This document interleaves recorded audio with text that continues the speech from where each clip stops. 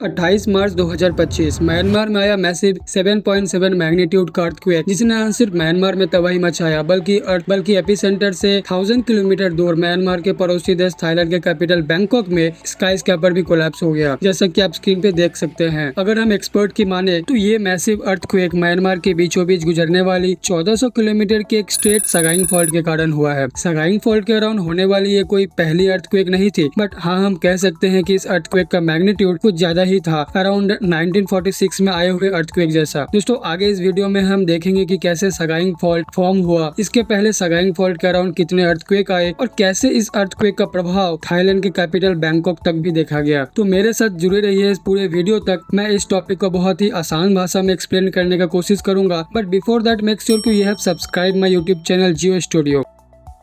So without any delay let's start. Myanmar को earthquake prone area या फिर high risk area बनाता है इसका जियोग्राफिकल लोकेशन। लेकिन कैसे? लोग हम सभी जानते हैं कि हमारा अर्थ का जो ऊपरी परत है या फिर लेयर है, जिसे क्रस्ट के नाम से जाना जाता है, ये क्रस्ट कई micro and micro tectonic plates में डिवाइडेड है, जिसके बारे में हम किसी और वीडियो में बात करेंगे। लेकिन अभी इस वीडियो में हम सिर्फ बात करने वाले हैं उन 4 टेक्टोनिक प्लेट की जिसके निकट या फिर ऊपर म्यांमार स्थित है, जिसमें सबसे पहला है Eurasian plate. 7.8 million square kilometre में फैला हुआ ये प्लेट अर्थ का 3rd लार्जेस्ट प्लेट है। सेकेंड प्लेट है इंडियन प्लेट। ये एक माइनर टेक्टोनिक प्लेट है। इन टर्म्स ऑफ एरिया ये सेकेंड स्मॉलेस्ट माइनर प्लेट है, जो साउथ अमेरिकन प्लेट से थोड़ा बड़ा है। बाकी के 2 प्लेट्स है Sunda micro tectonic plate and Burma plate. दोस्तों देखिए, डिफरेंट टेक्टोनिक प्लेट जब मूव करती है तो क्रिएट होता है फॉल्ट लाइन। सिमिलरली जब Eurasian plate, Indian plate, Sunda plate and Burma plate के मूवमेंट से फॉर्म हुआ है Sunda mega thrust, Sagaing fault and Indian plate subduction. जहां इंडियन प्लेट सबडक्शन में इंडियन प्लेट बर्मा प्लेट के नीचे सबडक्ट यानी विलीन हो रही है, जिसे सुंडा ट्रेंच भी कहते हैं। दूसरी ओर है सुंडा मेगा थ्रस्ट। ये मेगा थ्रस्ट नॉर्थ में म्यांमार से एक्सटेंड होकर सुमात्रा के साउथ वेस्ट से साउथ में बाली एंड जावा से होते हुए ऑस्ट्रेलियन प्लेट में जाकर खत्म होती है। सुंडा मेगा थ्रस्ट 5500 किलोमीटर लंबी इंडो ऑस्ट्रेलियन प्लेट एंड सुंडा प्लेट के बीच एक कन्वर्जेंट प्लेट बाउंड्री है। ये थ्रस्ट अर्थ का one of the most seismogenic structure है, जो पास्ट में बहुत सारे ग्रेट एंड जायंट अर्थक्वेक के लिए भी रिस्पॉन्सिबल है। इवन जो 2004 की most destructive Indian Ocean earthquake and tsunami आई थी, वो भी सुंडा मेगा थ्रस्ट के कारण ही हुई थी, जिसके कारण 2,27,000 लोगों ने अपने जान गंवा दिए थे। साथ ही ये मेगा थ्रस्ट 1797, 1833, 1861 एंड 2004, 2005 एंड 2007 में हुए जायंट अर्थक्वेक के लिए भी रिस्पॉन्सिबल है। चलिए अब जान लिया जाए कि सगाइंग फॉल्ट क्या है। शुरुआत में देख चुके हैं कि सगाइंग फॉल्ट म्यांमार के बीचों बीच से गुजरने वाली 1400 किलोमीटर की एक लंबी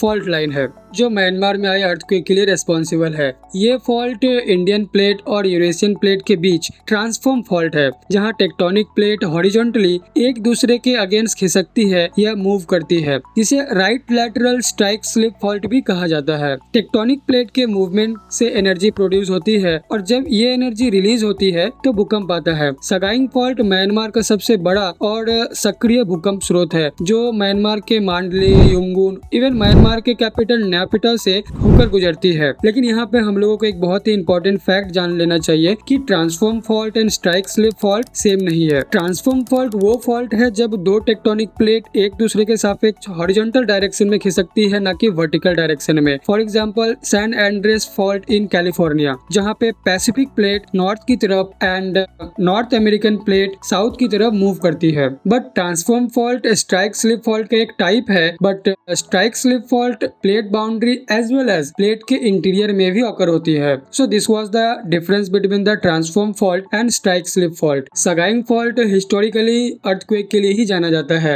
आप स्क्रीन पे देख सकते हैं कि 1930 से लेकर 2025 तक सगाइंग फॉल्ट में कुल मिलाकर 8 बार अर्थक्वेक आ चुका है। एंड इवन 2025 का अर्थक्वेक एंड 1946 का अर्थक्वेक लगभग सेम मैग्नीट्यूड का ही है, जिससे यह स्पष्ट होता है कि सगाइंग फॉल्ट पर बार बार भूकंप आते हैं। लेकिन दोस्तों हैरानी हैरानी की बात यह है कि कैसे ये अर्थक्वेक का एनर्जी 1000 किलोमीटर दूर बैंकॉक तक पहुंच गया और वहां पे एक स्काई स्कैपर कोलैप्स हो गया। वैसे तो अर्थक्वेक का जो फोकस और हाइपोसेंटर होता है वो अर्थ के सरफेस से मैक्सिमम 700 किलोमीटर नीचे ओरिजिनेट हो सकती है, बट म्यांमार में आए इस अर्थक्वेक का हाइपोसेंटर या फोकस मात्र 10 किलोमीटर नीचे था, जिसके कारण ये अर्थक्वेक ज्यादा सैलो था और ग्राउंड शेकिंग भी ज्यादा हुआ है। यूएस जियोलॉजिकल सर्वे के एक रिपोर्ट के अनुसार 7.7 मैग्नीट्यूड का ये जो मैसिव अर्थक्वेक था ये हिरोशिमा में गिराए हुए एटॉमिक बॉम्ब से भी ज्यादा एनर्जी प्रोड्यूस किया है। On the other hand, according to expert doctor Bell, fault line जितना स्ट्रेट होता है एनर्जी उतना ही दूर तक ट्रैवल कर सकती है और ये दूरी अराउंड 1000 से 1200 किलोमीटर तक हो सकती है। सो यही कारण था कि क्यों बैंकॉक में स्थित एक स्काई स्कैपर कोलैप्स हो गया। सो दोस्तों ये था पूरा full explanation of the Myanmar earthquake. अगर आपको वीडियो अच्छी लगी है तो लाइक, शेयर एंड चैनल को सब्सक्राइब करके हमें सपोर्ट कीजिएगा। Thanks for watching.